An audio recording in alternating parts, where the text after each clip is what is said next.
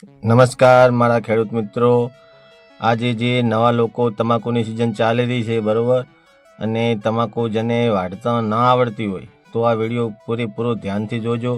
પહેલાં જમીન આવી એકદમ સૂકી હોવી જોઈએ બરાબર. આ ખેડૂત મિત્ર વાઢે છે, તમે જુઓ એ સિસ્ટમથી વાઢે છે, એવી જ સિસ્ટમથી તમે જો તમાકુ વાઢશો તો તમાકુ તમારી કમ્પ્લીટ સુકાશે અને પત્તું બગડશે નહીં અને મજા પણ આવશે બરાબર. આવી જ ખેતી કરવાની.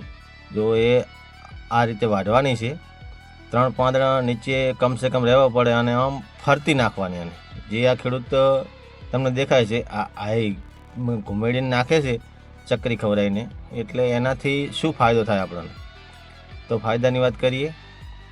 એમ કે જો એમ ફેવરીને નાખે તો એ પાન છે ને એ અલગ પડી જાય છે અને છૂટા છૂટા પાન છવાઈ જાય છે. આ એમ જુઓ બરાબર, એવી રીતે જ નાખવાની.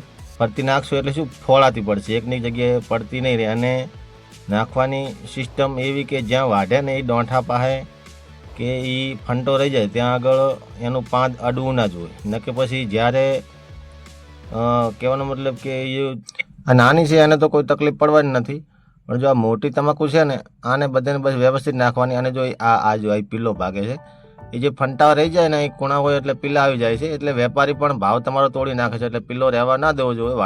વાઢતી વખતે એને લઈ લેવાનું આવે છે બરાબર. અને આવી રીતે ફરતી જ નાખવાની બરાબર, એટલે તમારી બગડે નહીં અને ભાવમાં પણ સારી ક્વોલિટી રહે. અને 2 દિવસ પછી હલાવી દેવાની, એટલે શું સુકાવામાં તકલીફ ના પડે અને વ્યવસ્થિત સુકાઈ જાય.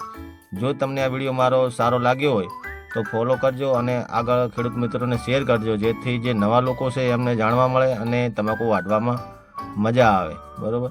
આ જે વ્યક્તિ વાઢે છે ને એવી જ રીતે આ વિડીયો પૂરેપૂરો જોઈ અને એવી રીતે જ વાઢવાની.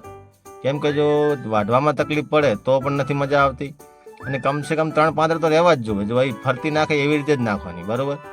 તો જય માતાજી મિત્રો, વિડીયોને શેર કરજો આગળ, એટલે નવા ખેડૂતો સુધી પહોંચી જાય.